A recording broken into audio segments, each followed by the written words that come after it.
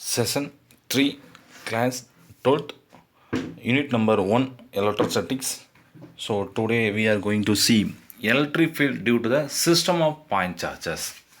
So already நம்ம சொல்லியிருப்போம் point charges அப்படிங்கிறது. நம்ம பாயிண்ட் சார்ஜஸ் என்னென்னா, இப்போது எர்த்தே ஒரு பாயிண்ட் சார்ஜஸ் கன்சிடர் பண்ணும் போது சிங்கிள் பாயிண்ட், ஏன்னா எர்த்தில் ஏகப்பட்ட சார்ஜஸ் இருக்குது, நம்ம ஏகப்பட்ட சார்ஜுங்கும்போது அப்போ கால்குலேஷன் ரொம்ப கிரிட்டிக்கலாக போகக்கூடாதுங்கிற எர்த்தே அப்படி சிங்கிளாக பாயிண்ட்டாக நம்ம யோசிச்சு கால்குலேஷன் பண்ணுறது தான், அதுதான் பாயிண்ட் சார்ஜஸ். ஸோ இந்த மாதிரி நிறைய சிஸ்டம் ஆஃப் பாயிண்ட் சார்ஜஸ் இருக்குது. அது மூலயமா கிடைக்கக்கூடிய எலக்ட்ரிக் ஃபீல்ட் அப்படிங்கிறத நம்ம பார்ப்போம். Suppose we have a number of point charges distributed in space. இப்போ ஒவ்வொரு பாயிண்ட் சார்ஜஸும் தன்னை சுற்றி ஒரு எலக்ட்ரிக் ஃபீல்டை க்ரியேட் பண்ணும். To find the electric field at some point P due to this collection of point charges.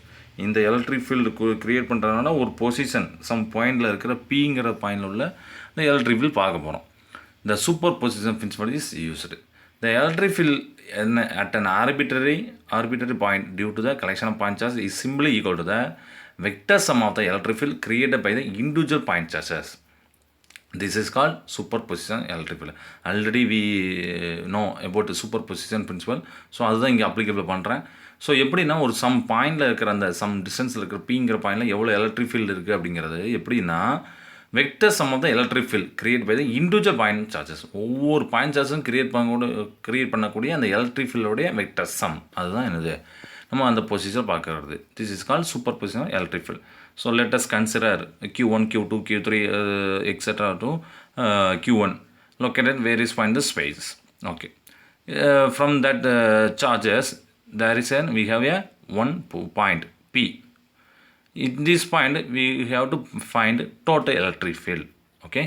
The total electric field at some point P due to all these n charges. அப்போ இந்த n charges மூலமா அந்த Pங்கிற பாயிண்டில் உள்ள electric field பார்க்கணும். So vector sum. So E1, E2, E3லேருந்து En வரைக்கும். ஸோ எல்லாத்துலேயும் பார்த்தீங்கன்னா 1/4/0 வந்து காமனாக இருக்கும், அதை நான் எடுத்துருந்தேன். மீதி உள்ள சார்ஜஸ் அப்படியே தான் இருக்கும். Q1, Q2, Q3 அதெல்லாம் ஓகே. R1P அப்படின்னு என்னத்தனா, ஒன்றாவது சார்ஜிலேருந்து அந்த பிக்கு உண்டான டிஸ்டன்ஸ், அதான் R1P ஸ்கொயர் நம்ம போடுவோம். ப்ளஸ் அதுக்கு பக்கத்தில் நம்ம என்ன பண்ணணும், இன்னொன்று நம்ம சேர்க்கணும், என்னென்னா யூனிட் வெக்டர் R1P. இது ரெண்டாவது சார்ஜஸ்லேருந்து பிக்கு உண்டான டிஸ்டன்ஸ் வந்து 2P 3P NP. இப்போ என்னலேருந்து பிக்கு உண்டான டிஸ்டன்ஸ் NP. ஸோ அதுக்கு ஏற்றாப்புல யூனிட் வெக்டர்ஸ்.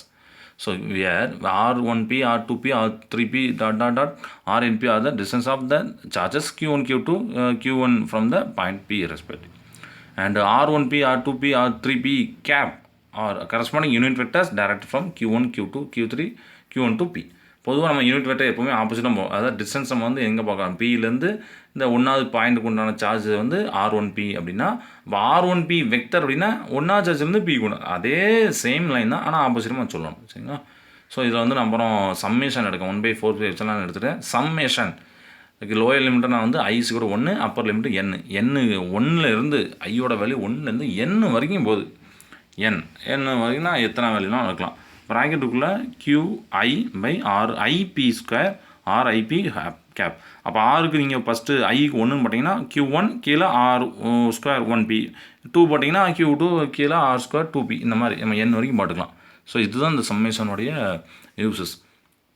இப்படி தான் நம்ம டோட்டல் எலக்ட்ரிக் ஃபீல்டு வந்து சம் பாயிண்டில் பார்க்கலாம் due to the system of point charges. Okay. நம்ம நெக்ஸ்ட் டாபிக் போகலாம். இது வந்து அந்த படம், அந்த படத்தையும் நம்ம லேசாக பார்த்துக்கலாம். Superficial electric field. இப்போ நடுவில் வந்து பிங்கிற பாயிண்ட் இருக்குது. பிங்கிற பாயிண்ட்லேருந்து அப்புறம் பக்கத்தில் Q1, Q2, Q3 அப்படி சார்ஜஸ் இருக்குது. அதோட டிஸ்டன்ஸ் போட்டிருக்காங்க. ஸோ இந்த இப்போ சப்போஸ் நான் Q1லேருந்து QP மேலே உள்ள அந்த எலக்ட்ரிக் ஃபீல்டு வந்து E1Pன்னு எடுத்துருக்கேன். அவுட்வேர்ட்ஸாக போதும் ரெட் கலரில் காமிச்சிருப்பாங்க. அதுமாதிரி Q2 P மேலே வச்சுருக்க அந்த எலக்ட்ரிக் ஃபீல்டு E2P. Q3 அந்த பியில் வைக்கிற எலக்ட்ரிக் ஃபீல்டு வந்து E3P. ஸோ நான் வந்து இப்போ E1P, E2P, E3Pலாம் கிடச்சிருச்சு. நான் என்ன பண்ணேன், டோட்டல் பார்க்க போகிறேன். டோட்டல்லாம் நம்ம என்ன பண்ணியிருக்கோம், அந்த போட்டிருக்காங்கன்னா ஒரு ப்ளூ கலரில் உள்ள E டோட்டல் அப்படின்னு போட்டிருக்காங்களா. ஓகே. அந்த E டோட்டல் அப்படிங்கிறது என்னென்னா E1P, E2P, E3P அதுதான் அதோடைய சம்மேஷன். ஓகே.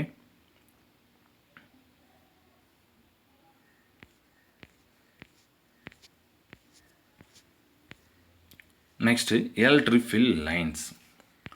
இப்போ எலக்ட்ரிக் ஃபீல்ட் வெக்டார்ஸ் வெக்டார்னு சொல்கிறோம். ஸோ இதை வந்து விசுவலைஸ் பண்ணுறதுக்கு யூஸ் விசுவலைஸ் பண்ணணும் அப்படின்னா ஒரு கான்செப்டை கொண்டு வராங்க. அந்த கான்செப்ட் தான் electric field lines. Electric field இதை சுற்றி இருக்குன்னு சொல்கிறோம். பட் அதை எப்படி விசுவலைஸ் பண்ணலாம்னா ஒரு ஃபீல்ட் லைன்ஸ் மூலயமா நம்ம வந்து விசுவலைஸ் பண்ணலாம். That is called as electric field lines. If electric field vectors are visible by the concept of electric lines, they form a set of continuous lines. அது வந்து எப்படி ட்ரா பண்ணுவாங்கன்னா கண்டினியூஸ் லைன்ஸ் வந்து draw பண்ணுவாங்க which are the visual representation of the electric field some regional space. Okay, இப்போ இந்த electric field லைனை நம்ம சும்மா போடலாமா, நம்ம இஷ்டத்து போடலாமா அப்படின்னா அதுக்கு செட் ஆஃப் ரூல்ஸ் இருக்குது. ஃபஸ்ட்டு ஒன், இந்த படத்தை பார்த்துக்கோங்க. இந்த ஏங்கிற படத்தில் இதில் பாசிட்டிவ் சார்ஜ் இருக்குது. இந்த பாசிட்டிவ் சார்ஜ்லேருந்து அந்த என்ன நடக்குதுன்னா ஃபீல்டு லைன் வந்து வெளியில் போகிற மாதிரி காமிச்சிருக்காங்களா. ஓகே, இது பார்த்துக்கோங்க சரியா. அதேமாதிரி பிங்கிற படத்தையும் நம்ம சேர்த்து பார்த்துருவோம். இது மைனஸ் கியூ சார்ஜ். இந்த இடத்துல என்ன நடக்குது, electric fields are directed towards இன்வெர்ஸாக இருக்குது. ஓகேவா, இதை தான் ஃபஸ்ட்டு ரூலாக நம்ம சொல்ல போகிறோம். Electric field lines start from the positive charge. எப்போவுமே இங்கே தான் எலக்ட்ரிக் ஃபீல்ட் லைன்ஸ் ஆரம்பிக்கும், பாசிட்டிவ் சார்ஜ்லேருந்து ஆரம்பிக்கும். எங்கே முடியும் அப்படின்னா நெகட்டிவ் சார்ஜஸ் முடியும் அல்லது இன்ஃபினிட்டில் முடியும். ரெண்டுமே பாசிட்டிவ் சார்ஜ்லேருந்து ஆரம்பிக்கும், முடிகிற நெகட்டிவ் சார்ஜ் இருந்தால் முடியும், நெகட்டிவ் சார்ஜ் இல்லைன்னா இன்ஃபினிட். ஸோ இந்த படத்தில் பார்த்தீங்கன்னா அப்படி இன்ஃபினிட்டாக போட்டுப்போம் அப்படின்னா இன்ஃபினிட்டில் முடியுதுன்னு அர்த்தம். For a positive point charge இந்த electric field lines point radially outwards. நம்ம பார்த்தோமா இந்த பிக்சரில் அதே தான். எலக்ட்ரிக் ஃபீல்ட் லைன்ஸ் வந்து பாசிட்டிவ் சார்ஜ் வெளியில் நோக்கி இருக்கும், நெகட்டிவ் சார்ஜுக்கு எலக்ட்ரிக் ஃபீல்ட் லைன்ஸ் வந்து ரேடியலி இன்வெர்டாக இருக்கும். ஓகேவா, so this is a first rule. So note that the isolated positive point charge. ஐசோலேட்டட்னால் தனியாக இருக்கிற வேறு எந்த சார்ஜ் கூட சேர்த்தாமல் தனியாக இருக்க ஒரு பாசிட்டிவ் சார்ஜுக்கு என்ன நடக்கும் அப்படின்னா electric field line start from the charges. Electric அதுலேருந்து ஸ்டார்ட் ஆகும். பட் எங்கே முடியும், பக்கத்தில் ஒரு ஆள் இல்லைனால இன்ஃபினிட்டில் முடியும். இதுவே நெகட்டிவ் சார்ஜுக்கும் இன்ஃபினிட்லேருந்து தொடங்கி இந்த நெகட்டிவ் சார்ஜில் முடியும். இதுதான் இந்த பாயிண்ட். ரெண்டாவது rule, the electric field vector at a point is space tangent to the electric field line at the point. இப்போ எலக்ட்ரிக் ஃபீல்ட் வெக்டர் இந்த படத்தில் அந்த 1.110 படத்தை பாருங்கள், ப்ளஸ் மைனஸ் கொடுத்து அதில் பிங்கிற ஒரு பொசிஷன் கொடுத்துருக்காங்க. இந்த பிங்கிறத என்ன அப்படின்னா ஒரு ஏதோ ஒரு பாயிண்டில் எலக்ட்ரிக் ஃபீல்ட் வெக்டார் நம்ம பார்க்குறோம் பிங்கிற பாயிண்ட்லாம். ஸோ இந்த எலக்ட்ரிக் ஃபீல்ட் வெக்டார் நம்ம இ வெக்டர்னு போடும்போது டேஞ்சண்டில் அது தொட்டுக்கிட்டு போதா தொடுகோடுமாங்கல்ல, இந்த லைன்ஸ் எலக்ட்ரிக் ஃபீல்ட் லைன்ஸை தொட்டுக்கிட்டு போகிறது, அதனால தான் டேஞ்சன்ட். இப்படி தான் நம்ம பார்க்க முடியும். வேறு எந்த டேரக்ஷனும் இந்த இ வெக்டார் படத்தை நம்ம போடக்கூடாது, பார்க்க முடியாது அப்படின்னு சொல்கிறோம். அடுத்த rule, the electric field lines are denser more closer. Electric field lines வந்து டென்சராக இருக்கும் எங்கே அப்படின்னா electric field has larger magnitude. அந்த இடத்துல எலக்ட்ரிக் ஃபீல்ட் அதிகமான வேல்யூ இருக்கும். ஸோ இந்த லைனை பார்க்க முன்னாடி இந்த ஒரு படத்தை பார்த்துரும். இந்த படத்தை பார்த்தா உங்களுக்கு வந்து இன்னும் கொஞ்சம் அண்டர்ஸ்டாண்ட் ஆகும். இப்போ இந்த படத்தில் ஏபி அப்படின்னு 2 இடம் கொடுத்துருக்காங்க. இதில் ஏவில் அதிகமான கோடு போதா இல்லை பியில் அதிகமாக கோடு போதா கொஞ்சம் பாருங்கள். எஸ் கரெக்ட், ஏல தானே அதிகமான கோடு வந்து பாஸ் ஆகுது. அதாவது அதிகமாக number of lines passing through that area is more where ஏங்கிற இடத்துல from the greater than the B. So இது இப்போ ஏயில் டென்சர் அதிகமாக இருக்குது, பியில் டென்சர் கம்மியாக இருக்குது. ஏயில் என்ன டென்சர் அதிகமாக எலக்ட்ரிக் ஃபீல்ட் வெக்டருடைய அந்த வேல்யூ வந்து லார்ஜர் வேல்யூ லார்ஜர் மேக்னிடியூட். பியில் எலக்ட்ரிக் ஃபீல்ட் வெக்டருடைய வேல்யூ ஸ்மாலர் மேக்னிடியூட். அதுதான் இங்கே லைனாக சொல்லியிருக்காங்க. இப்போ இந்த படத்தை மனசு வச்சுட்டு இதை வந்து பார்க்குறது ஈஸியாகும். The electric field lines are denser more close in region where the electric field has larger magnitude. எங்கெல்லாம் எலக்ட்ரிக் ஃபீல்ட் லைன்ஸ் ரொம்ப டென்சராக இருக்கும் அங்கெல்லாம் எலக்ட்ரிக் ஃபீல்டு அதிகமான வேல்யூவாக இருக்கும். அண்ட் லெஸ் டென்ஸ் எங்கே இருக்கும் அப்படின்னா எலக்ட்ரிக் ஃபீல்டு நம்ம பார்த்தோமா அந்த படத்தில் பிங்கிற இடத்துல லெஸ் டென்ஸ் இருந்ததுன்னா அந்த இடத்துல எலக்ட்ரிக் ஃபீல்டு வந்து ஸ்மாலர் மேக்னிடியூட்டாக இருக்கும், சின்ன வேலையாக இருக்கும். ஓகேவா, so in other words we can say that the number of lines passing through the given surface area perpendicular to the lines is proportional to the magnitude of the electric field in that region. அதாவது என்ன அப்படின்னா இது என்ன திருப்பியும் அதை நான் சொல்லிக்கிறேன். So நம்ம இதை இன்னும் அதர் வேர்ட்ஸில் எப்படி சொல்லிக்கலாம்னா இந்த number of lines passing through the given surface area, ஏதோ கிவன் சர்ஃபேஸ் தராங்க அதில் வந்து நம்பர் ஆஃப் லைன்ஸ் வந்து பாஸ் ஆகுது perpendicular to the lines is proportional to the magnitude of the electric field vector. So அதுதான் என்ன சொல்லியிருக்காங்க, அது எந்த அளவுக்கு அதில் வந்து பெர்பெண்டிகுலராக போகிற அந்த லைனை வச்சு தான் நம்ம என்ன சொல்லிக்கலாம்னா அதோட வேல்யூ நம்ம சொல்லிக்கலாம். Figure 1.11 shows the electric lines from the positive point charge. இப்போ நம்ம பார்த்தாச்சு. இதில் வந்து the magnitude of electric field for a point charge decreases the distance increases. So இப்போ ஏபி அப்படி 2 இடம் தான் எடுத்துக்கோம். சும்மா நம்ம வந்து ஒரு இடம் இப்போ ஏ மட்டும் கன்சிடர் பண்ணி வச்சுக்கோங்க. எந்த அளவுக்கு அந்த பாயிண்ட் சார்ஜ் ப்ளஸ்லேருந்து எந்த அளவுக்கு தூரத்தில் இருக்குது, எந்த இடத்துல நம்ம பார்க்குறோம் அப்படிங்கிறது அந்த டிஸ்டன்ஸை பொறுத்து இருக்குது. The magnitude of the electric field for a point charge. ஒரு பாயிண்ட் சார்ஜருடைய எலக்ட்ரிக் ஃபீல்ட் பார்க்க போகிறோம் அப்படின்னா அதோட வேல்யூ எதை பொறுத்து டிபெண்ட் ஆகணும்னா டிஸ்டன்ஸை பொறுத்து டிபெண்ட் ஆகும். So distance increases the electric ஃபீல்டோடைய அந்த magnitude decreases. So modulus of V vector is directly proportional to 1/r² போட்டுருப்பாங்க. இந்த டிஸ்டன்ஸ் இன்க்ரீஸ் ஆகும். So the electric field has greater magnitude at the surface A then at B. அப்போ இது வந்து நம்ம இப்போ ஏபி எது இப்போ ரொம்ப பக்கத்தில் இருக்குது அந்த ப்ளஸ் சார்ஜ் பார்த்தீங்கன்னா ஏ வந்து பக்கத்தில் இருக்குது. அப்போ டிஸ்டன்ஸ் வந்து டிக்ரீஸாக இருக்குது, அதனால் வேல்யூ ரொம்ப அதிகமாக இருக்கும். பி வந்து டிஸ்டன்ஸ் இன்க்ரீஸஸாக இருக்குது, அதனால் வேல்யூ கம்மியாகும். ஸோ ஏல தான் என்னது கிரேட்டர் மேக்னிடியூட் இருக்குது பியை விட. தேர்ஃபோர் அப்போ இந்த இது நம்ம எப்படி சொல்லலாம்னா number of lines crossing the surface area is greater than the number of lines crossing the surface P. பியில் பியோட சர்ஃபேஸில் நம்பர் ஆஃப் லைன்ஸ் பாஸ் ஆகிறத விட ஏல வந்து நம்பர் ஆஃப் லைன்ஸ் வந்து அதிகமான பாஸ் ஆகுது. Note that the surface B is the electric field lines are further apart compared to electric field lines surface A. இது நம்ம ஆல்ரெடி சொன்னாங்க, ஏ விட பி வந்து கொஞ்சம் தள்ளி இருக்கனால தான் இந்த மாதிரி இருக்குது. அடுத்த பாயிண்ட் இம்பார்ட்டன்ட் ஒரு creative 2 mark. No 2 electric field lines intersect each other. அதாவது அந்த எலக்ட்ரிக் ஃபீல்டில் ஒன்று எப்போவுமே வெட்டிக்கொள்ளாது. ஒன்று நெவர் இன்டர்செக்ட். சரிங்களா? ஏன் never intersect? If 2 lines cross at A point, இப்போ 2 லைன்ஸ் போது ஒரு இடத்துல கிராஸ் ஆகுது, ஏதோ ஒரு பாயிண்டில் கிராஸ் ஆகிட்டு, then there will be 2 different electric field. அப்போ அந்த பிங்கிற இடத்துல 2 டிஃப்ரெண்ட்டான எலக்ட்ரிக் ஃபீல்டு வரும், E1 E2. இப்போ நம்ம 2 லைன் வச்சுருக்கோம், 2 பேருமே அந்த பியில் மோதிட்டாங்க அப்படின்னா, பியில் மீட் பண்ணுறாங்க, இன்டர்செக்ட் பண்ணுறோன்னா அந்த பியில் E1 வெக்டர் E2 வெக்டர் அப்படி 2 எண்ணம் கிரியேட் ஆகும். அப்போ 2 எண்ணம் கிரியேட் ஆகும்னா என்ன அர்த்தம்? அந்த சார்ஜுக்கு வந்து 2 வெக்டர் ஒரே டைமில் ஒரு டேரக்ஷன்லையும் அதே டைமில் இன்னொரு டேரக்ஷன்லையும் போகிற மாதிரி இருக்கும். ஸோ அப்படி போகிறதுக்கு வாய்ப்பே இல்லை. as a consequence if some charge is placed in the intersection point then it has move in the 2 different direction at the same time. So அந்த பிங்கிற பாயிண்டில் நான் ஒரு சார்ஜ் வைக்கணும், அந்த சார்ஜ் அந்த சேம் டைமில் 2 டேரக்ஷன்லையும் மூவ் ஆகிற மாதிரி சொல்கிறோம். அது முடியுமா? which is physically impossible.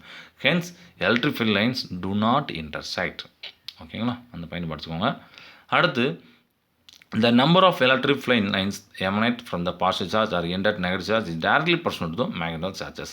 இதை அடுத்து கொஞ்சம் இம்பார்ட்டன்ட்னா புரிஞ்சுக்கக்கூடிய பாயிண்ட் எப்படி அப்படின்னா, ஒரு சார்ஜோடைய மேக்னிடியூட் வேல்யூமாங்களா, இப்போ -2Q அப்படிங்கிறது +2Q, இப்போ -5Q +5Q, இந்த மாதிரி நம்ம வேல்யூ சொல்கிறோம் வித் சைனோட.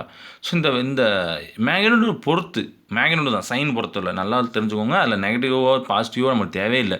இப்போ வந்து சில சம் ஸ்டூடெண்ட் என்ன நினைப்பாங்கன்னா, மைனஸ் தான் எனக்கு சின்னது, ப்ளஸ் தான் பெருசு, அதனால் +2Q அப்படின்னு கொடுத்துட்டு நான் -5Q அப்படின்னு கொடுத்துட்டோம்னா -5Qவில் வந்து கம்மியாக இருக்கும், +2Qவில் அதிகமாக இருக்குமாங்க. ஆனால் நம்ம இந்த இடத்துல எதை பார்க்கக்கூடாது, சார்ஜோடைய சைனை பார்க்கக்கூடாது, வேல்யூ தான் பார்க்கணும். ஸோ இதை ஒரு எக்ஸாம்பிள் வச்சு சொல்லலாமே. இந்த படத்தை பாருங்கள், +Q அண்டு -2Q இருக்குது. இதில் எலக்ட்ரிக் ஃபீல்ட் லைன்ஸ் எதில் அதிகமாக இருக்குது? +Qவுக்கு வந்து கம்மியாக இருக்குது, -Qவில் வந்து அதிகமாக இருக்குது. ஸோ இதை தான் இங்கே லைனாக சொல்கிறோம். The number of electric lines that emanate from the positive charge or ended negative charge is directly proportional to magnetic charge. So அந்த சார்ஜோட மேக்னிடியூடை பொறுத்து தான் எந்த அளவுக்கு எலக்ட்ரிக் லைன்ஸ் வெளியில் போகும், இல்லை எந்த அளவுக்கு நெகட்டிவ் அந்த எலக்ட்ரிக் லைன்ஸ் உள்ளே வரும் அப்படிங்கிறது அந்த சார்ஜோடைய வேல்யூ பொறுத்து இருக்கும். For example 1.13 electric lines R drawn from the charges +Q and -2Q. Okay, இப்போ +Qவில் நீங்கள் எண்ணி பார்த்தீங்கன்னா எவ்வளோ வரும்னா 8 கோடு இருக்குது, அப்படி தானே? அதே நீங்கள் -2Qவில் பார்த்தீங்கன்னா 16 கோடு இருக்குது. இதில் எண்ணி பார்த்தா தெரியும். சரியா? Since the magnitude of the second charge is twice at the first charge. 16 8, அப்போ 16 வந்து 2 மடங்கு அதிகமாக இருக்குது. யாரை விட? ஃபஸ்ட்டு ஏ அந்த +Qவில் இருக்கிற அந்த இதோட ஃபஸ்ட் சார்ஜரோட 2 மடங்கு அதிகமாக இருக்குது. ஓகேவா? So the number of field line drawn from -2Q is twice in number than that of charge +Q.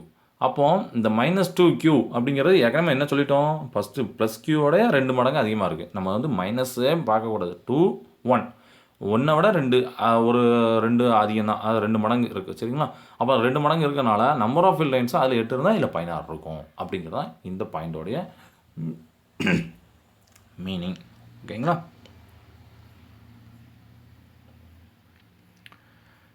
அடுத்து எலக்ட்ரிக் டைபோல். எலக்ட்ரிக் டைபோல்னால் என்னென்னா, 2 ஈக்குவலான ஆப்போசிட் சார்ஜை ஒரு ஸ்மால் டிஸ்டன்ஸ் நம்ம பிரித்து வச்சா ஒரு எலக்ட்ரிக் டைபோலில் மேக் பண்ணும்.